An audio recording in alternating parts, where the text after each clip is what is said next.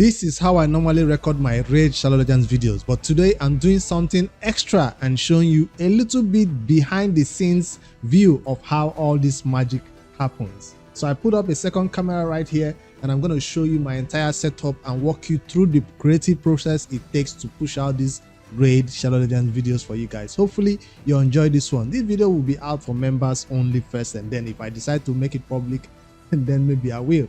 I'm doing all these type of videos because I'm going out of town and I need creative ideas. So speaking about creative ideas, that's where the creative process begins. I don't just turn on the camera, hit record and start talking. No, we have to actually come up with the ideas first so you know where you're going with the story. Sometimes you even plan the thumbnail before you even hit the record button. So that's the first thing I'll show you guys. On the screen right now you can see, well, you can't see it yet. Here it is, my ideas. I'll put it on the notes or the sticky notes right here. That's where I write out my ideas. My Raid ideas normally start with one line of ideas. Something, it might be the title of the video, it might be something I just saw in the game, it might be an event that is coming up, anything. It just starts with one line, then it gets scripted out to a longer format. So some ideas that you can see right here at the top is behind the scenes video making process. That's the one you're watching right now. The next one is my YouTube earnings exposed. That's the video that might be coming up. I've not decided yet whether I want to record that video or not. Let me know in the comments if you want to see that video, my YouTube earnings exposed video. I just put it out down as an idea, but it has not been recorded, it has not been posted. That's how ideas come about. As out of all this long list of ideas, some get made, some never got to see the light of day. I never get to make. Some of them, it's either I don't have the time or they won't make out for a great video, or I just don't think you guys will like it. So I do write it down, but I eventually either skip it through, or one day, some other day in the future, I might come back to it. Now if I scroll down this list, you see a lot of ideas that you maybe have watched the video, or some of them you've not even seen it because I did not even bother to do them. So the next one is these champions only need 70% crit. I think I've done a list of champions that only need 70% crit. 5 most wanted champions in Raid PvE, tips to upgrade affinity bonus to level 7. That's an early beginner content. What happens when your inbox is full? That's also a video that I think I never made because I never really confirmed what happened. I think Raid confirmed it for us, and then when you make space it to come back in, or you delete your old content and brings in the new content. I usually don't understand how it works, so I never really put out that video. My habitat speed exposed. Yes, I did record this one, I think, when I was talking about your fastest champion and all that. Impossible to obtain gear sets. That's very difficult sets to get. 5 truths and a lie. That video never got made. What if I scripted my videos? That's also another one that I think I never really made because I never script my videos. All this that I'm talking about is just from one line. I never really scripted the videos. But to make videos even better, rather than just talking without stopping, without pausing, without cutting, if you want to make your videos a lot better, or if I wanted to make my videos a lot better, I'll script some paragraph and stop, read the next paragraph and stop. Scripted videos make more sense than, you know, videos that just go off the cuff like this without any stops in the gaps or real flow in the way to go. I think this is sometimes more authentic for the viewer, but sometimes when you script your videos and plan it out, it's more enjoyable for those players, for people who maybe cannot keep up with this type of straight-paced video. They won't need videos that go up and down and give some, you know, big stuff. So another way I can get videos to be better whenever I come up with an idea like this, say behind the scenes of video making process, the next thing is to open up the trusty notepad and write up some ideas that can expand on that first knowledge. All this I'm doing, I've not yet turned on the camera and still, you know, recording, or I'm still just coming up with the idea. This might take 5 minutes, it might take 10 minutes, or if you want to even be extra with your scripting, it might take you 30 minutes to 1 hour of scripting before you know what to do. But I don't really script the videos, I just come up with headlines. So the setup, I just decided that I'm gonna use this camera instead of the Canon camera. So that's the setup that I just said. So decided I was going to show you the setup. That's why I wrote setup right here. You see, when I write it down in a notepad like this, it reminds me that, oh Bricks, you've not done this when you said you're going to do it in the beginning of the video. So the setup was supposed to look a view like this. So that's the setup. First monitor, secondary monitor. You have the OBS right here. I'll talk about the software. My PC, internet source, modem, and then the Canon T6i camera chip $50 mic. That's basically the setup. Keyboard, phone, which should be even turned this way so it doesn't distract me if it rings. And that's the first thing you do. Turn off the phone or put it on silent mode. But anyways, I just wanted to add that one. That's the setup. I forgot about that until I read it right here. That was the setup right here. I don't know if this camera is that clear though. Anyways, creative process that I talked about is the idea. I've showed you the idea, so I can even close it out so you don't see it anymore, so nobody steals my idea. So I'm still opening it again. Come on, Briggs. The next thing that normally will be done is to expand on that idea, which is what you're watching in this notepad, which is like expanding on the idea from the just one line to now begin to break it down to how better I want the video to be. I can add deliberate jokes like I just did about somebody stealing my idea. That's jokes I can put in, think about it first before I even record, so I can add it to the video. It can be also memes, I cut some memes, and that's during editing I can make all that happen. But you can't force the meme into the video if you do not think about it before saying it in the video, right? Sometimes you have to think about it ahead of time, put it even as a point right here so you can add the meme in there, depending on what type of meme or what type of jokes you want to crack right here. I think Ash does it better. Almost everything he says is a meme, and there's always a way to add a meme into it. Then the next thing is a thumbnail. Most people prefer the thumbnail to be at the first setup idea or the creative process. People think about the thumbnail even before they think about the idea. So that brings us to Photoshop, where you can even design your thumbnail before you hit record, because that will help you, tailor your video so to be specifically about what you show in the thumbnail. So your thumbnail doesn't say one thing, then the video says something extra. So the thumbnail sometimes is prepared ahead. In this particular video, I've not prepared the thumbnail, talking about behind the scenes, right? I've not done it. Oh, by the way, that's my green screen. It's not a fancy green screen. It's just a green cloth, a green material that I bought from the local market. It's really huge too. What's at the top there? My PC parts and stuff. I don't want to throw away the PC packs because you don't know when you want to sell something or return something, right? So anyways, speaking about ideas or thumbnails, this is where the thumbnails come in. I always reuse my thumbnail ideas or setups that I've done. So that's what you're watching right here. Whether it's for the Noob to Pro, which you're seeing down here, which I've not used since day 195, but I want to do a free to play live, just go over there, edit it, add some pictures and all that. I'm not very good at Photoshop. Everything I do right here in this Photoshop, I learned it from either YouTube videos or from scratch. Whether it's removing background, whether it's blurring background, whether it's cutting images, maxing, everything you want to learn, everything you want to do, the more you learn from it, the more you're more creative about it. Now, if I could find somebody who could do better thumbnails for me, of course my videos might even be better, because sometimes your thumbnail is the best thing you can do for your videos, right? So all these thumbnails this is for my tech and channel that I don't post on anymore. And yeah, and I recently posted this video about the winner of the free-to-play, well, not free to play, the account giveaway. I recently posted it. I grabbed this picture from the video itself, wearing the same shirt, yes, and then I just put winner title right here, and yeah, you blurred it a little bit, smudged it a little bit, anything I can do just to make it a little bit unique and sharp for you guys to see in the YouTube page, in the YouTube main page. That's what I try to achieve with thumbnails. I have a bunch of images that I've pre-recorded or pre-snapped in my assets folder called faces. So all these faces I make, here they are. So I just saved this right here. So those are all the faces I normally make in videos. They're all different faces. Now, the more reactions I can get, or the more faces I can make, the better the videos will be. And this one is one of the best ones I like. I like this one very much. So they're all here. So it's not like every time you want to make a video, you have to make a new face. That's a very long process to always, snap a new picture. So sometimes it's just grab something that is related to that video and put in that video. And some videos don't even need you to make a face, although sometimes the more the more faces you make, the higher people want to click on the video.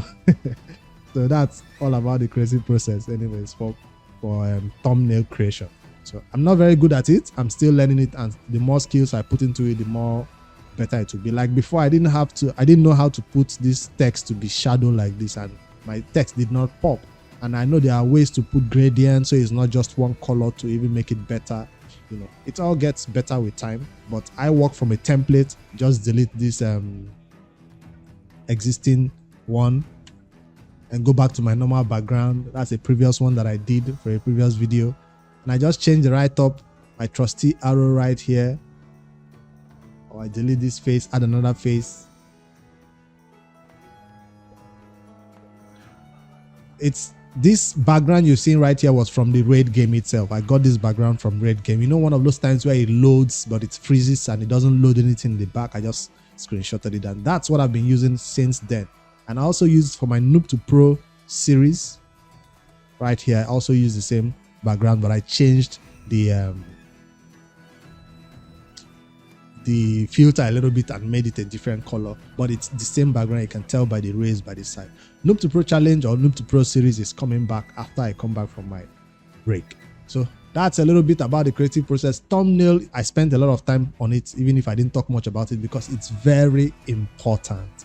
I see a lot of people post Raid videos and they just used the default video that Raid that the YouTube gives you as your thumbnail. No, a text and a plain background might even be better than the thumbnail picture that YouTube recommends for you to use. So a text with one word in a plain background is far more better as a thumbnail, even if you don't include your face in the thumbnail.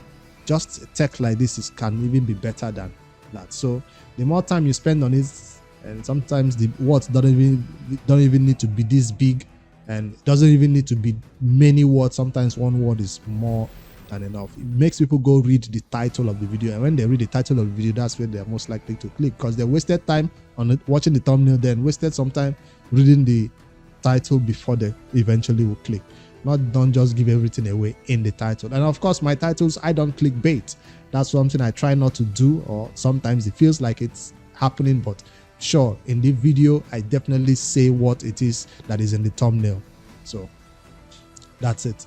That's the thumbnail idea. After that, the next thing I wanted to write is just go ahead and record the video like I would normally do, whatever it's about. Just OBS is the choice software for that. You can see the OBS, it's open right here on this second monitor, and once I hit record, right now it's even recording, you can see it right here. I love this fact that I can pause, resume, so I can pause sometimes when there is nothing happening, or I made a mistake, or I want to cut that part of the video, or I forgot what I was about to say. You can easily pause right here and resume. It depends on your recording settings. It's not MP4, I think it's the other method. There are tutorials on OBS. This is not a tutorial on OBS. Go watch that on YouTube. But I have my audio coming in right here, not going into the red, in the yellows, right? Yellow. Mic check. Yeah, that's it. So I try not to go too close to the mic. Remember, this is a very cheap mic, so it gets a little bit too loud if you get really close to it, or unless I speak slow, right? I intend to change this mic pretty soon to a Shure SM7B, and that was gonna be in May or June. So always gotta improve on the process or in your setup, because this was not what I was using. I was using the laptop and this webcam before. The laptop and this webcam, this one. This web. So that's what I was using before. Then you got a Canon right here, then you got a PC, then you monitor, and so always have to improve on the setup. And I'll talk more about finances and all that in the next video that you saw on the idea about revealing or exposing my YouTube earnings.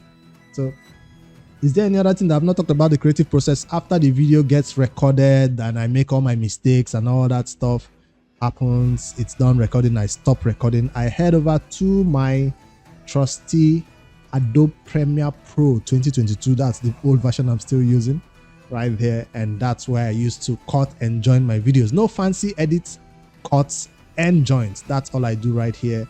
I'll go over there to my default template from the last video I recorded that already has an intro and an outro right here. That was the last video I recorded about the winner of the giveaway, like I said. And just delete that particular video. What you find right here is the RAID background music. I usually don't change my background music. I use the same background music, either the old version of RAID background music or this new one that they released during their 5-year anniversary. That's the new background music you're seeing right here. It's not that long, so I had to put it again and again and again. And yeah, that's what you find right here. Then at the beginning, you have my little intro, which I made by myself, although the clip was gotten from the RAID,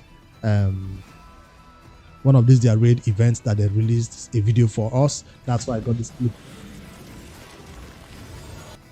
But I designed that little part, the ending part right here, and I added it by myself and made it animate a little bit in Illustrator. After I did it, I removed Illustrator. Is it Illustrator that did it for me? One of these Adobe suits that I used to make that motion happen. So since then, I've not been able to re-edit it. Of course, people always relying on somebody else more experience to create intros like that for them. I didn't have the funds, so I had to do it myself. Quite interesting that I'm still using that intro till now, but I'll change it in a later time. Then what you see right here is the like and subscribe. Where is it? Like and subscribe. And the next one, like and subscribe. So these are like a template. I have the music, I have the intro, I have the outro. And the outro is this one, right? That's the outro.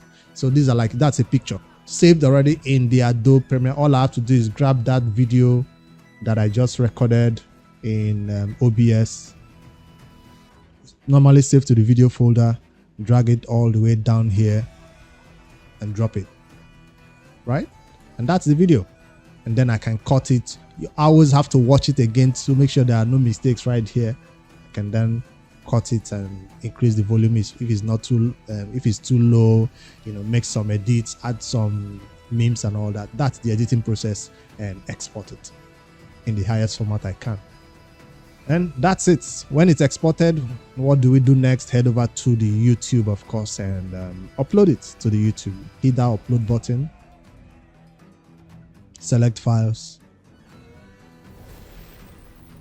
That's all the videos that have been in the export folder, and upload it. That's all that it takes. No real big deal about that. Set your tags, set your title, set your hashtags or anything that you have to put in there, and publish it, whether it's published immediately or scheduled for the next time. Pretty straightforward, right? That's the simple process. All this process might take 30 minutes or less, depending on the length of the video. Most videos takes 10 minutes or 15 minutes or even 20 minutes. So it's all about the talking part in the video that takes much time. The editing part for me doesn't take much time because I don't do any special edits, no special cuts, no special effects when I edit. I just cut out mistakes and post it for you guys. So that's something that is quite unique about the RAID community. We don't have to do much about our videos, but I'm seeing a bunch of new content creators who are joining the RAID community, most likely sponsored by RAID, who do a bunch of crazy edits in their videos, and I'm like, wow, that's impressive. So maybe one day I'll begin to do crazy edits like that, but those will take time. Or maybe if an editor comes around and wants to help me out with those edits, then they can add all those unique cuts and zooms and all those type of stuff. I just recorded one way, sitting right here the entire time. I don't even move anywhere. I just I don't zoom in or zoom out even in my edits. But that's the behind the scenes shown from an alternate camera while I'm recording this all from the Canon with a viewfinder right here, Canon T6i.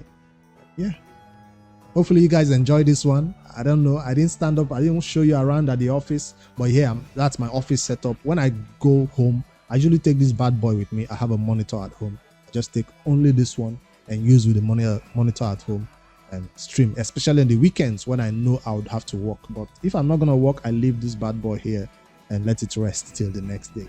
So yeah, hopefully you guys enjoyed this one. I'm away from the office. All this was recorded on 19th. Hopefully you guys enjoyed. Go to the comments below and let me know how you think I can improve this setup. What you would do different about the entire creative process. Yes, it's an entire process, and definitely there is always ways to make it more efficient, more productive, more better, I think. But this one was an initial setup for me, I guess, and it's still going to be improved with time to make my creative process more faster. I remember back then when I used to record a video, have to wait for 1 hour for it to export on a laptop. Yeah, you have to wait an entire 1 hour But now we have a cool graphics card, which means that doesn't happen anymore. Our videos now export in 1 minute or 2 minutes if it's a short video, I guess. All right, see you guys in the next one. Don't forget to like and subscribe. Later, guys.